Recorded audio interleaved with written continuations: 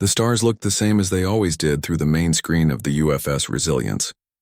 Captain Hyunwoo Park stood on his bridge watching the endless darkness of space. His ship had been patrolling the edge of human territory for almost 3 weeks now. Nothing exciting had happened during that time. Nothing exciting ever happened out here on the rim. The Resilience was not a big ship by human standards. At 800 meters long, it was considered a patrol vessel. Small and fast, with enough firepower to handle pirates or smugglers. The crew of 43 people knew each other well after months of flying together through empty space. "Captain, we've got something," called Communications Officer Min-ho Kang from his station. His voice carried a note of interest that broke the usual quiet of the bridge. "Unknown contact bearing 27 Mark IV. Distance approximately 2 light minutes." Hyunwoo walked over to Min-ho's station and looked at the sensor display. The contact was large, much larger than his own ship. The design looked strange and unfamiliar. Definitely not human in origin. "First contact situation?" Min-ho asked quietly. "Could be," Hyunwoo replied. He had trained for this possibility, but it had never actually happened before. "All hands, this is the captain speaking. We have detected an unknown vessel in our vicinity. All crew members are to remain at their stations and maintain normal operations. This could be our first meeting with an alien species, so let's make a good impression." The alien ship hung in space like a silver needle, its hull gleaming under the light of distant stars. Commander Velthara stood in the center of her command chamber, studying the human vessel on her main display. She was tall and thin, with 4 arms that moved gracefully as she worked at her controls. Her large eyes could see many different wavelengths of light, giving her a clear view of the strange ship that had appeared in this sector. "What do you make of it, Science Officer?" she asked. Quindar moved closer to his instrument panel, his 6 fingers dancing over the controls as he gathered data. He had been studying alien species and their technology for most of his long life. This was the first time he had encountered anything quite like this human vessel. "It appears to be some sort of military ship," he said, examining the readings on his screen. "Length approximately 800 meters. The hull design is unusual, very angular and practical, but the size is strange for a warship." "Strange how?" Velthara asked. "It's too small. Most space combat vessels need to be at least 2,000 meters long to carry enough weapons and armor to be effective. This ship looks like it should be a cargo hauler or a research vessel." Velthara studied the human ship more carefully. In her 200 years of exploration, she had cataloged the technology of dozens of different species.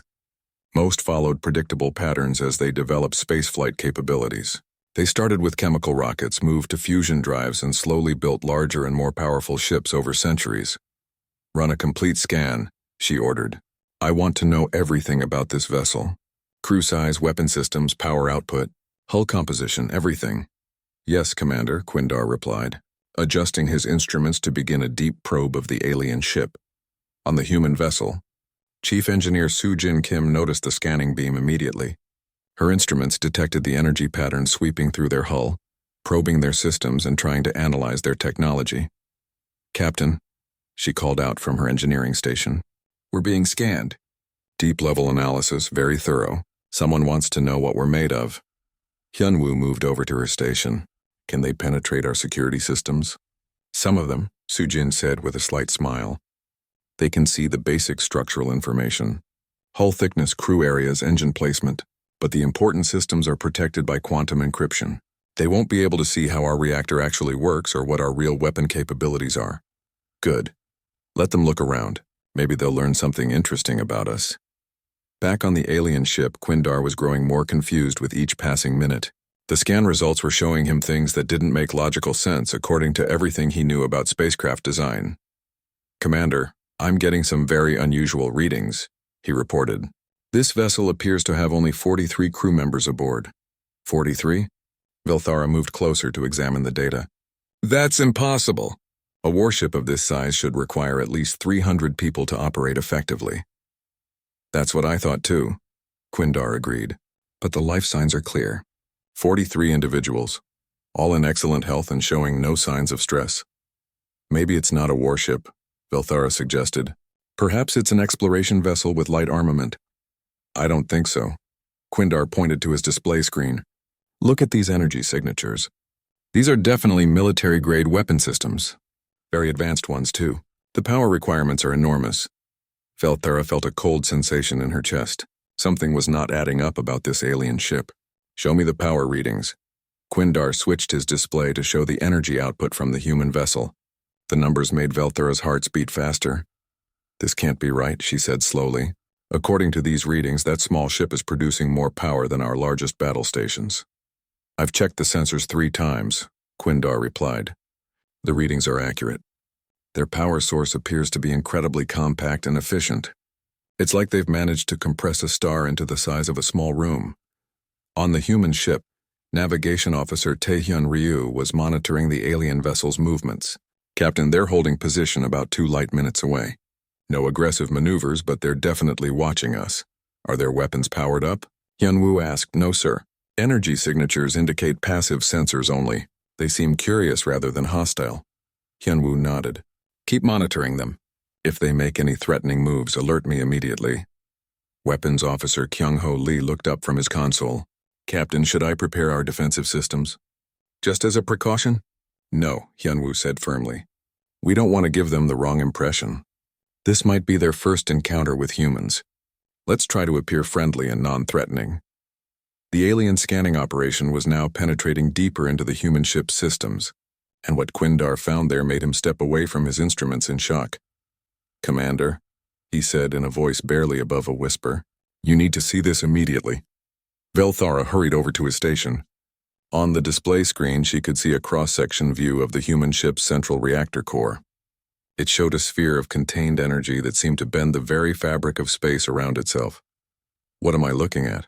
She asked. I believe, Quindar said very carefully. They have learned to harness and control antimatter.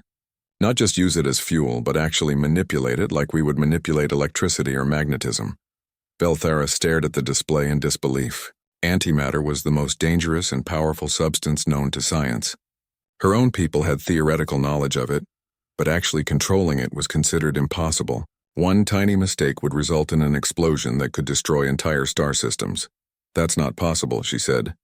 No species could develop that level of control over antimatter. The risk would be too great. The sensor readings don't lie, Quindar replied. And there's something else. Look at their weapon signatures. He changed the display to show the human ship's armament systems. Velthara saw energy patterns that made her feel sick with fear.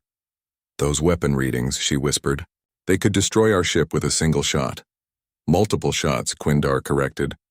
They appear to have 12 weapons of that power level. And there's something else in the core of their ship that I can't identify. Something with an energy signature unlike anything I've ever seen. Velthara made a command decision that probably saved her entire crew.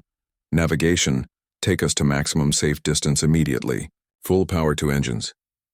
But Commander, Quindar protested, we haven't completed our analysis. There's still so much to learn about these aliens. We've learned enough, Velthara said grimly. We've learned that we're looking at a species with technology far beyond our understanding. We need to report this to the High Council immediately. Should we attempt communication first? Asked her communications officer. No, we withdraw now and report what we've found. Let the Council decide how to proceed. As the alien vessel began to move away at high speed, Captain Hyunwoo watched it go with mild disappointment. Too bad, he said to his bridge crew. It would have been interesting to make some new friends out here. Communications Officer Min-ho Kang looked up from his station. Should I try to signal them, Captain? Let them know we're friendly? No, let them go, Hyunwoo replied. They're probably just as nervous about meeting us as we are about meeting them. Maybe next time they'll be ready to talk. He turned back to the main screen, watching the alien ship disappear into the distance. Behind him, his crew resumed their normal duties, unaware that they had just terrified an advanced alien civilization simply by existing. The Resilience continued on its patrol route, its crew completely oblivious to the fact that they had just changed the balance of power in the galaxy. Somewhere in the distance, an alien commander was racing back to her. 3 days had passed since the encounter with the human ship. Science Officer Quindar stood in the communication chamber of his vessel, preparing to deliver his report to the Vorthak Science Council. The holographic projectors hummed to life, filling the room with the images of the most brilliant minds in his civilization. Chief Science Advisor Morthek appeared first, her ancient face showing the wisdom of 500 years of study. Around her, Dozens of other scientists materialized as blue-tinted holograms, their silver eyes focused intently on Quindar. "Honored Council," Quindar began, his voice steady despite his nervousness. "What we discovered during our encounter challenges our basic understanding of physics and engineering. Present your findings," Morthek said simply. Quindar activated his data display, projecting a three-dimensional image of the human ship into the center of the chamber. The vessel rotated slowly, showing its sleek design and unusual proportions. "This craft appears to be a military patrol vessel," he explained. "However, its capabilities are impossible according to our current scientific knowledge." He highlighted different sections of the ship as he spoke. "The first anomaly is mass compression. This vessel weighs 47,000 metric tons but occupies the space typically required for a ship half that mass. The matter density we measured should create gravitational effects that would tear the ship apart." Concerned whispers echoed through the chamber. Senior researcher Velkinth leaned forward in her chair. "Are you certain of these measurements?" she asked. "I have verified them multiple times," Quindar replied. "The density readings are accurate. Somehow they have compressed matter beyond what our physics considers possible." He changed the display to show the ship's hull composition. "The construction materials present another impossibility. Our analysis shows combinations of elements that do not exist in nature. Some of these substances are not even listed in our periodic tables of known elements." Another council member spoke up. "Could their star system contain unusual heavy elements that we haven't discovered?" "No," Quindar answered firmly. "We analyzed the background radiation from their region of space. Their home star is completely ordinary. These materials must be artificially created through processes we don't understand." Meanwhile, aboard the human ship Resilience, Chief Engineer Soo-Jin Kim was enjoying her lunch break in the mess hall. She sat with Medical Officer Ji-Won Song, casually reading technical reports on her tablet while eating rice and vegetables. "Those aliens gave us quite a thorough examination," Soo-Jin said with amusement. "Their scanning technology is actually pretty impressive." "What did they manage to see?" Ji-Won asked, taking a bite of her meal. "The basic stuff," Soo-Jin replied. "Hull thickness, crew compartments, engine output signatures. Our quantum encryption systems kept them out of the classified areas. They have no idea how our antimatter reactor actually operates." "That's probably for the best," Ji-Won said with a laugh. "Can you imagine their reaction if they knew we carry 12 antimatter cannons on what we consider a small patrol ship?" "They'd probably think we were planning to invade their entire civilization," Soo-Jin agreed, grinning at the thought. Back in the Science Council chamber, Quindar was explaining the power system anomalies that had disturbed him most. "The energy output readings are beyond anything we have recorded from any known civilization," he continued. "This small vessel produces more power than our largest orbital stations. Our most advanced battleships generate less energy than this single patrol craft." Mortek's expression grew more serious. "Explain the power source." "The reactor core appears to utilize controlled antimatter reactions," Quindar said. "But the containment system violates everything we know about antimatter physics. Containing that much antimatter should require massive magnetic field generators and cooling systems. The equipment alone should fill most of the ship." He highlighted the reactor area on his display. "Instead, their containment system appears to be generated by devices no larger than my hand. It's as if they have discovered entirely new laws of physics." The chamber fell silent as the council members absorbed this information. Finally, Velkinth spoke. "What about their weapons systems?" Quindar's expression became even more troubled. "That is perhaps the most disturbing aspect of our discovery. They carry 12 primary energy weapons, each one capable of destroying our largest warships with a single shot." He paused, checking his data once more before continuing. "But those aren't what concern me most. There's something else in the center of their vessel. Something that generates energy signatures unlike anything in our databases. Our computers cannot even classify what it might be." On the human ship, Navigation Officer Taehyun Ryu was performing routine maintenance on the sensor arrays when he noticed unusual readings on his instruments. "Captain," he called out to Hyunwoo Park, who was reviewing patrol reports nearby. "I'm detecting some strange energy patterns from empty space. Like there's something out there, but our visual sensors can't locate it." Hyunwoo walked over to examine the display. Distance and bearing. Approximately 3 light minutes away. Same general direction as that alien contact from a few days ago. Hyunwoo nodded thoughtfully. They're probably still observing us. Can't really blame them for being curious about strangers in their neighborhood. Should we do something about it? Taehyun asked. No, let them watch, the captain replied. Maybe they'll realize we're not a threat to them. At that moment, the ship's proximity alarm system activated, filling the bridge with warning sounds. Taehyun quickly checked his navigation sensors. Incoming debris field, he announced. Multiple objects of various sizes approaching our position. Looks like fragments from an asteroid collision. Largest piece measures approximately 50 meters across. Time until impact? Hyunwoo asked calmly. First fragments will reach us in 4 minutes. The large piece will arrive in 7 minutes. Hyunwoo considered their options. They could alter course, but that would take them away from their assigned patrol route. They could activate defensive shields, but that would consume unnecessary power. Kyung-ho, he said to his weapons officer, can you clear us a safe path through the debris? Absolutely, sir. Weapons officer Kyung-ho Lee replied from his station. Point defense systems are ready for engagement. From their concealed observation position, the alien crew watched with growing fascination as the human ship approached the dangerous debris field without changing course. They're not avoiding the collision, Commander Velthara observed. Are they planning to take damage rather than alter their route? Wait, Science Officer Quindar said, monitoring his sensors carefully. Their weapon systems are powering up. On the human ship, Kyung-ho was calmly targeting the largest pieces of debris that posed a threat to their hull. Point defense systems online and ready, he reported. Engaging incoming debris. What happened next would be remembered by the alien observers for the rest of their lives.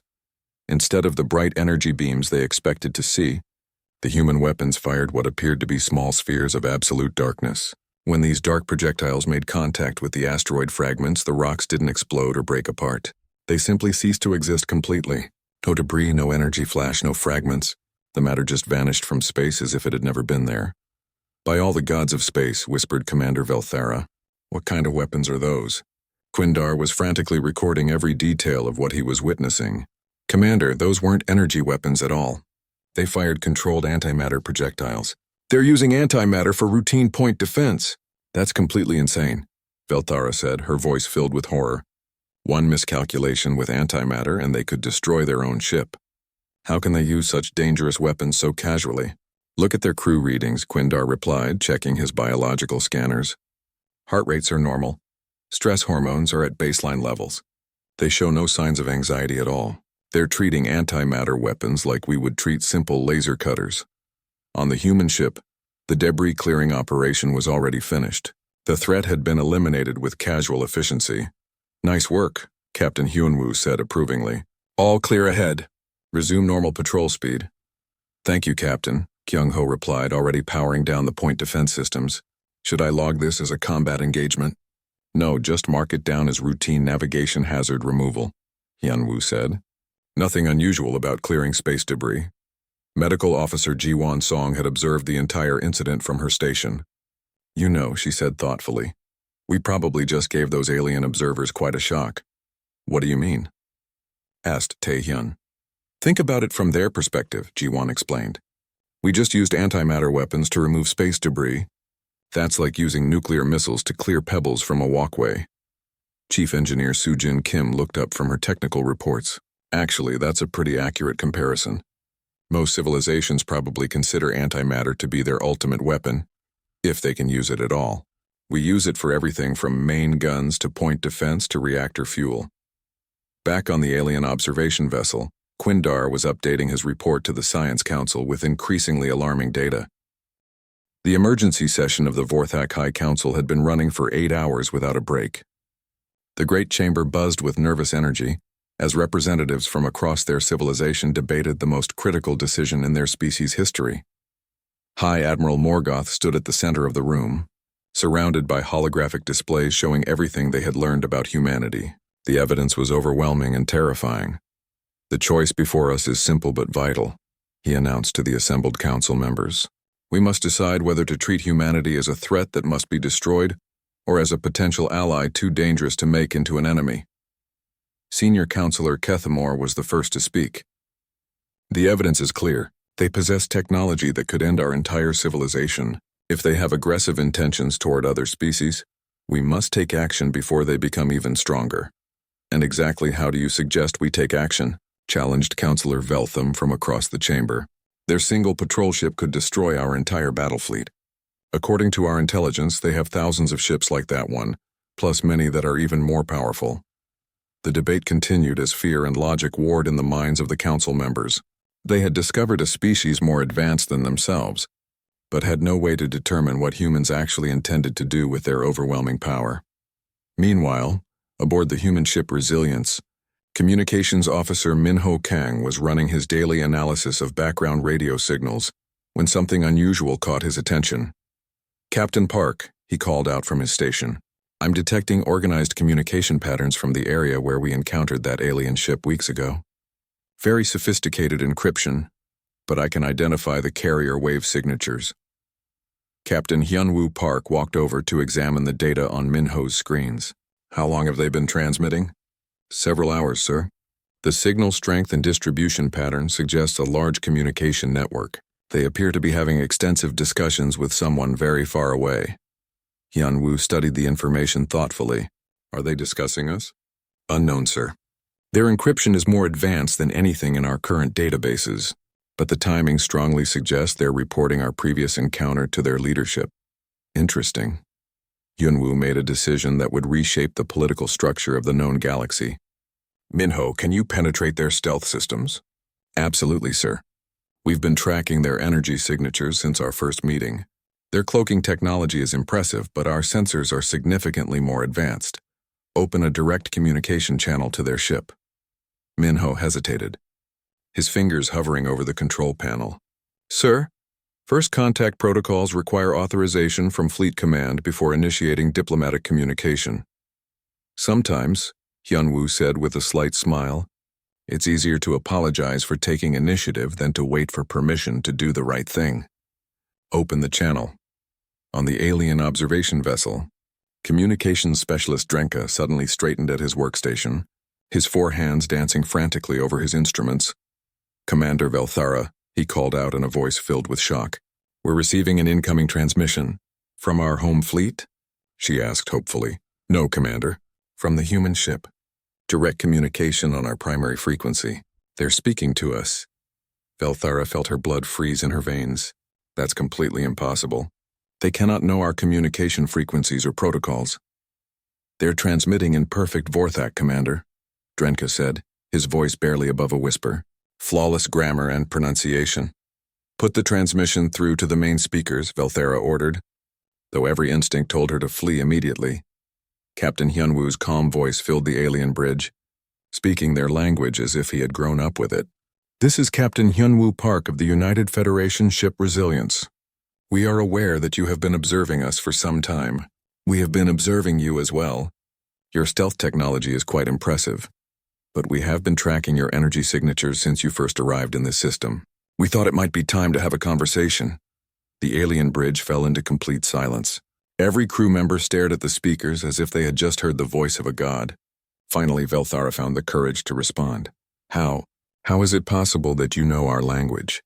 "We have been monitoring your communications with your superiors for the past several hours," Hyunwoo replied in a casual, friendly tone. "Our translation computers are quite efficient at pattern analysis. We were able to decode your basic grammar and vocabulary structure from your conversations. Your language is actually quite logical and well-structured." Science Officer Quindar stared at his instruments in complete disbelief. "Commander, they learned our entire language in a matter of hours. Our most advanced linguistic computers would require years to accomplish the same task." The horrible truth was becoming clear to Velthara. Humanity had been allowing themselves to be studied. They could have revealed themselves at any point during the surveillance operation, but had chosen not to. The implications were beyond terrifying. "Why didn't you make contact with us earlier?" she asked, though she feared the answer. "We didn't want to frighten you," Hyunwoo replied matter-of-factly. "First contact situations can be quite stressful for some species. We thought it would be less traumatic to allow you to observe us first and become comfortable with the idea that we exist before introducing ourselves formally." "You were protecting us from stress?" Velthara asked, unable to hide her confusion. "In a sense, yes. We have encountered 17 different alien civilizations during our expansion into space. Experience has taught us that forced contact usually creates more problems than it solves. It's generally better to let other species approach us at their own pace when they feel ready. On the human ship, Captain Hyunwoo was genuinely enjoying this conversation. After weeks of routine patrol duty, finally something interesting was happening in his sector. "If you don't mind my asking," he said politely, "what have your observations taught you about us?" There was a very long pause before Velthara answered carefully.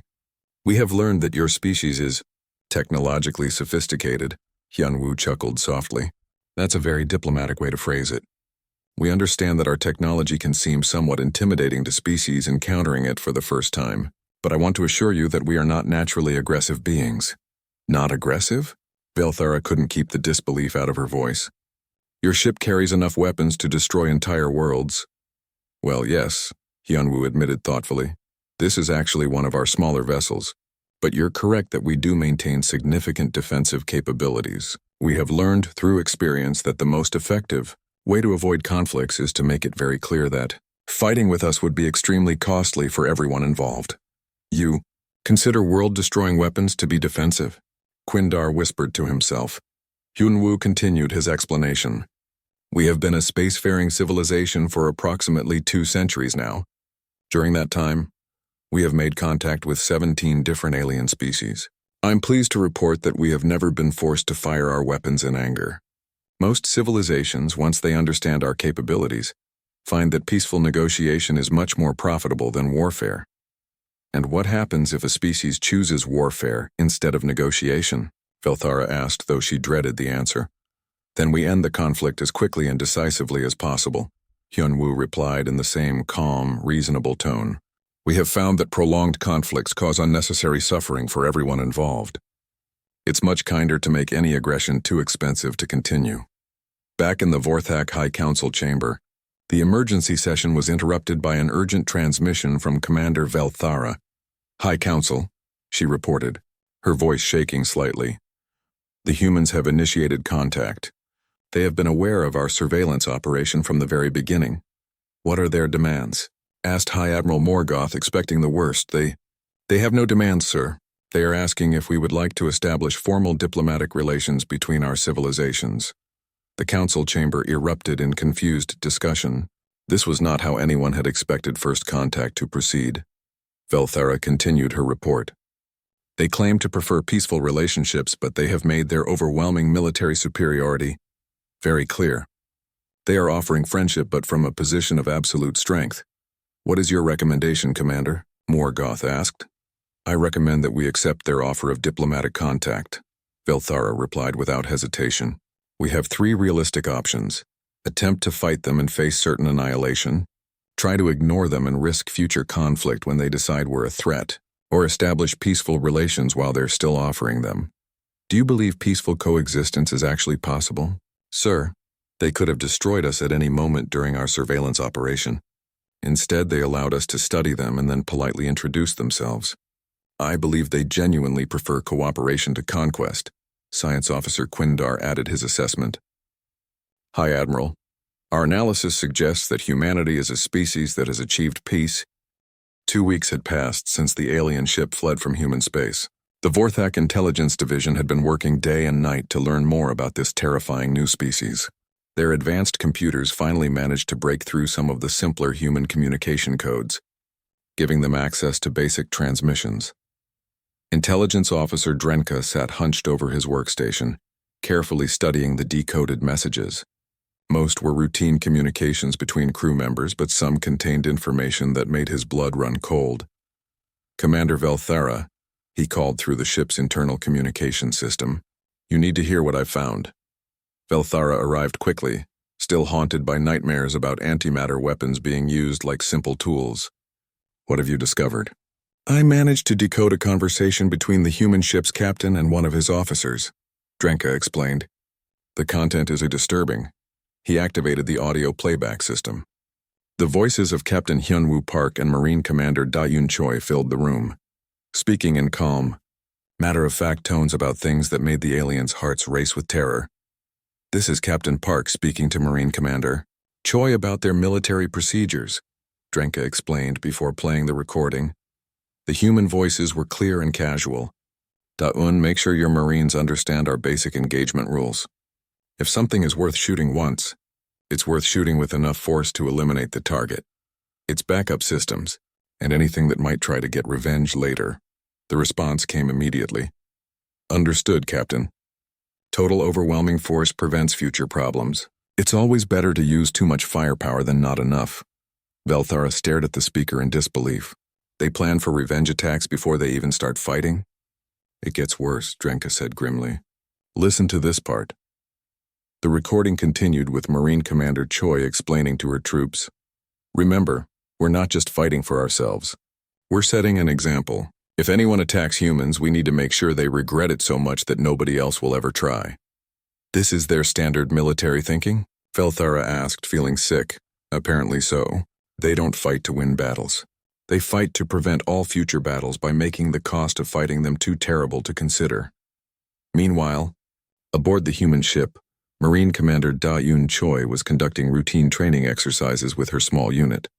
The Resilience only carried 12 Marines, but each one was equipped with weapons that could level city blocks. Listen up, people, she addressed her troops in the ship's small training room. We're not just soldiers out here. We represent all of humanity. If we ever have to fight, we need to make sure any enemies understand that attacking humans is the worst mistake they could possibly make. Private Dongsu Nam raised his hand. Ma'am, what if we encounter species that are physically much larger than us? Some aliens might be twice our size and strength. Dayun smiled confidently. Physical size means nothing when you're carrying plasma rifles that can punch through starship armor plating. We're not here to fight fair fights. We're here to win so completely and decisively that nobody else will want to try fighting us. She gestured to the weapons rack behind her, filled with devices that could each destroy entire buildings. Every piece of equipment we carry is designed around one simple principle: overwhelming superiority in every possible situation. Back on the alien intelligence vessel, Drenka had been analyzing more captured human communications. The technical specifications he found made no logical sense. Commander, he reported, I've identified their primary weapon systems from their own maintenance records. Each antimatter cannon has an effective range of 15 kilometers with a blast radius of 3 kilometers. That seems reasonable for ship-to-ship combat, Velthara said, hoping for something normal in the human arsenal. These aren't their ship-to-ship weapons, Drenka replied, crushing her hopes. According to their technical manuals, these are classified as close-range defensive systems. Velthara felt her legs give out and sat down heavily. Close range? What do they use for long-distance attacks? Drenka changed his display to show another set of specifications that made him question his own sanity. Something they call quantum torpedoes. Maximum range 50,000 kilometers. Explosive yield equivalent to our largest nuclear weapons. How many of these torpedoes does their ship carry? 240. The number hung in the air like a death sentence. Velthara's civilization considered nuclear weapons to be last resort devices of mass destruction. Their most powerful warships carried perhaps 6 such weapons, and using even one would be considered a crime against all life. There's something else, Drenka continued reluctantly. They have files labeled strategic weapons that I cannot decode. The encryption protecting these files is beyond anything we've ever encountered. On the human ship, Captain Hyun-woo Park was completing his routine paperwork in his quarters. Fleet Command required detailed reports on all ship systems and crew status. He worked through the boring but necessary forms with practiced efficiency. Equipment inventory report, he muttered to himself, checking off items on his tablet. 12 antimatter cannons operational. 240 quantum torpedoes, full stock. 6 fusion mines, ready for deployment. He paused at the last item on the weapons list. 1 planet cracker missile stored and secured. The planet cracker was something he hoped never to use. It was designed for destroying large asteroids that might threaten populated worlds. But Fleet Command insisted every ship carry one. The weapon could crack open a moon if necessary. He finished the report and submitted it to Fleet Command, completely unaware that alien codebreakers were desperately trying to understand what a planet cracker missile might be. The Vorthak intelligence teams had been analyzing human manufacturing records with growing horror. The production numbers they found seemed impossible for any civilization to achieve. "The shipyard data we intercepted defies all logic," reported Senior Analyst Morketh to the Vorthak High Command. "They claim to be producing 12 ships identical to the one we encountered every single month." Fleet Admiral Torgon studied the numbers with disbelief. 12 ships with antimatter weapons and planet-destroying capabilities? Every month? According to their records, that's the output from just one shipyard. They operate 17 similar facilities throughout their territory. The command chamber fell silent as the officers calculated the implications. If these numbers were accurate, humanity had been building an enormous fleet of superweapons for decades. "Show me their total fleet strength," Torgon ordered. Morketh projected the calculations onto the main display. Based on 30 years of continuous production at these rates, humanity should possess over 4,000 warships of this class or better. The silence in the command chamber was deafening. The entire Vorthak Confederation had perhaps 50 warships total, accumulated over centuries of careful construction and resource management. "There's something else," Morketh continued. "According to their internal communications, ships like the one we encountered are classified as patrol-class vessels, not primary battle units. Routine patrol ships. Back aboard the Resilience?" Communications Officer Min-Ho Kang was enjoying his daily video call with his family back on Earth. The quantum relay allowed real-time communication across vast distances, making these conversations a highlight of long patrol missions. "How's the patrol going, son?" asked his mother, her face filling the small screen in his quarters. "Pretty quiet, actually," Min-Ho replied cheerfully. "We haven't seen any real action at all. Just flying around in circles, looking at empty space and checking navigation beacons. That's good. I worry about you out there with all those dangerous weapons on your ship." Min-Ho laughed. "Mom, this is probably the safest job in the entire fleet. The Resilience could survive almost anything short of a direct hit from another planet cracker missile. Our armor and shields are practically indestructible." "I still worry." "Don't. We have the best equipment in known space, the most advanced training, and the most experienced crew. Nothing bad is going to happen to us out here." The alien listening post that intercepted this family conversation was deeply disturbed by the casual way the human officer discussed world-destroying weapons. He spoke about planet killers the way most people might talk about bad weather. Science Officer Quindar was preparing his final comprehensive report for the Vorthak Science Council. The information he had gathered would fundamentally change how his civilization viewed the galaxy. "Summary of findings," he began typing. "Humanity appears to be a species that has solved the problem of warfare through absolute technological superiority. They do not seek fair fights or honorable combat. They seek to make fighting them so costly that no enemy will attempt it more than once." He paused, considering his next words carefully. "Their military doctrine is based on a simple but terrifying principle. If you threaten a human, they will respond with enough force to eliminate you, your allies, your backup plans, and serve as a warning to anyone else who might consider similar actions." Commander Velthara read over his shoulder. "Are you saying they plan to conquer the galaxy?" The Vorthak medical research team had been studying the biological data from their scans of the human crew for over a week. Chief Medical Researcher Kethara stood before her analysis screens, staring at readings that made no sense according to everything she knew about evolution and biology. "This is impossible," she muttered to herself, then called for her assistant. "Velkinth, come look at these human body scans. Tell me what you see."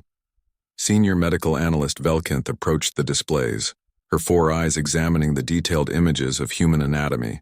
After several minutes of careful study, she stepped back with confusion written across her silver face.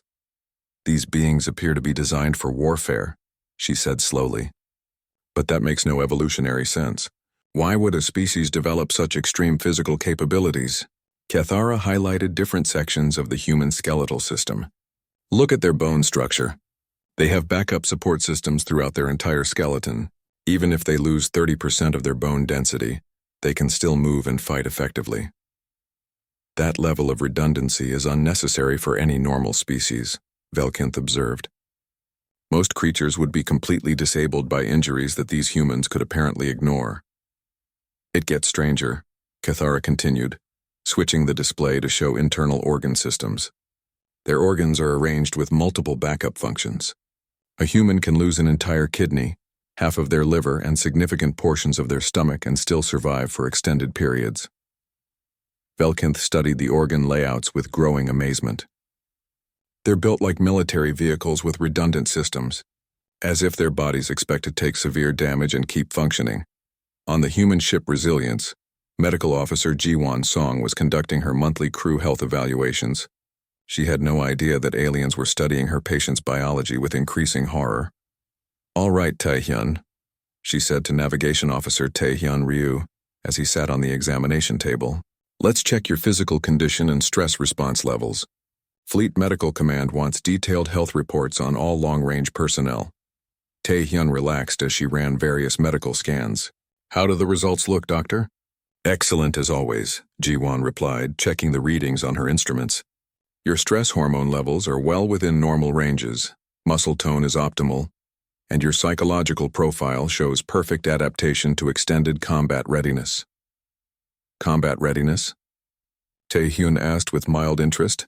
"Standard fleet terminology," Ji-won explained. "It means you're mentally and physically capable of operating complex systems under extreme stress, making life and death decisions without panic, and maintaining unit cohesion during dangerous situations." To the humans, this was completely normal. To the aliens monitoring their conversations, it was absolutely terrifying. Back on the alien research vessel, Cathara was presenting her most disturbing findings to the Vorthak Science Council through quantum communication. "The human nervous system is the most frightening aspect of their biology," she reported to the council members.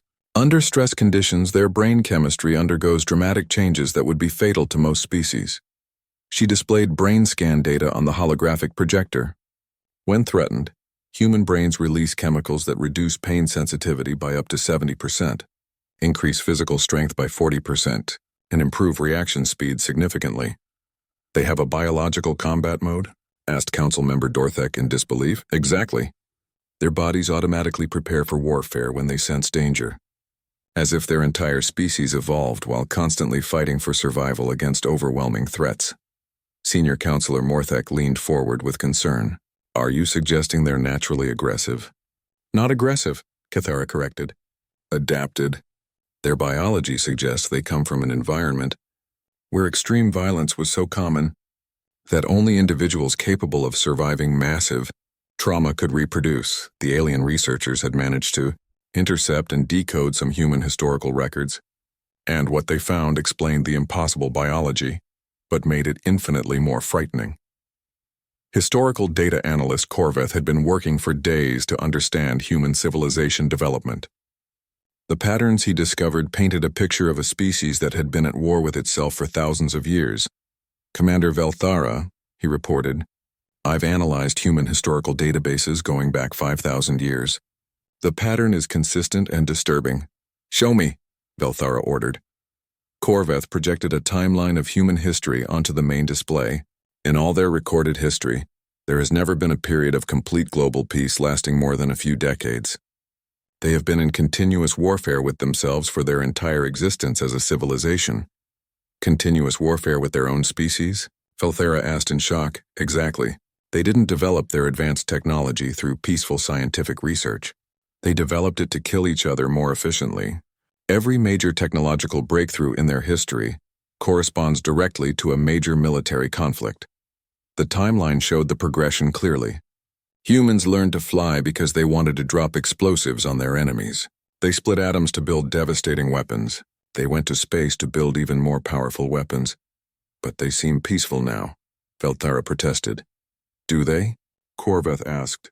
"Or did they simply become so effective at warfare that fighting became pointless? Look at their current situation.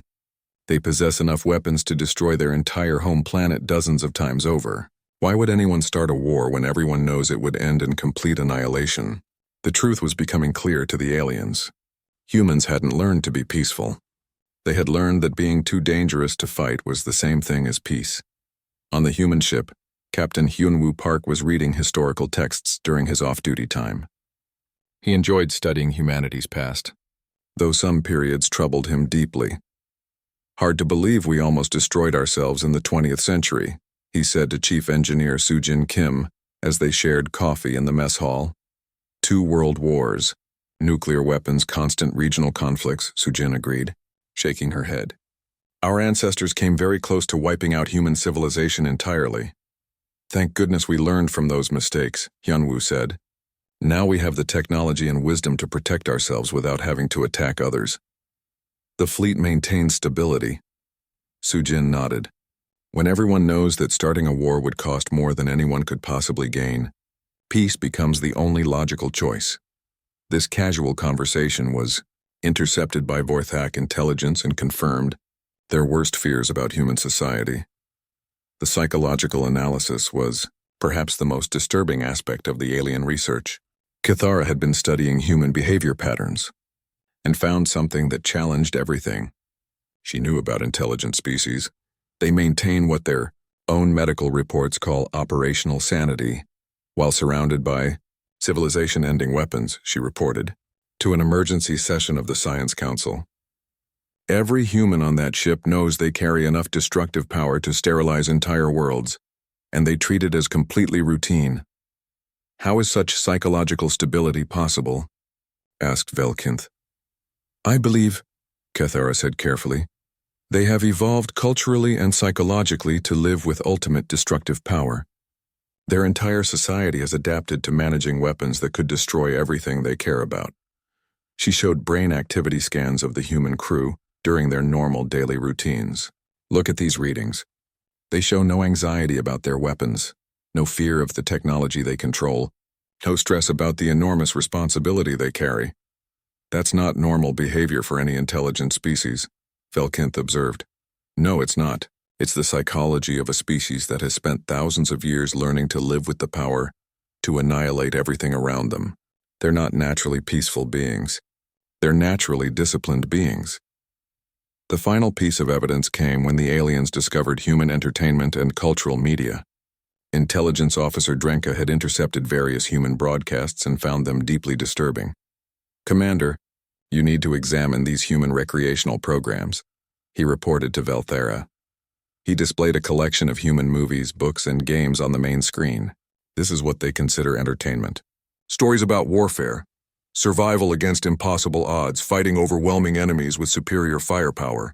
So they celebrate violence? Velthera asked. No, Drenka replied after studying the content more carefully. They celebrate surviving violence. Every story follows the same basic pattern. Humans face seemingly impossible threats and find ways to win through better technology, superior planning, and overwhelming response to aggression. He played clips from various human entertainment media. Notice the consistent theme. The humans are usually outnumbered or outgunned initially, but they always respond by developing better weapons and using tactics their enemies don't expect. It's their cultural programming, Velthara realized with growing dread. They don't just prepare for war. They prepare to win wars by making the cost of fighting them too terrible for enemies to bear.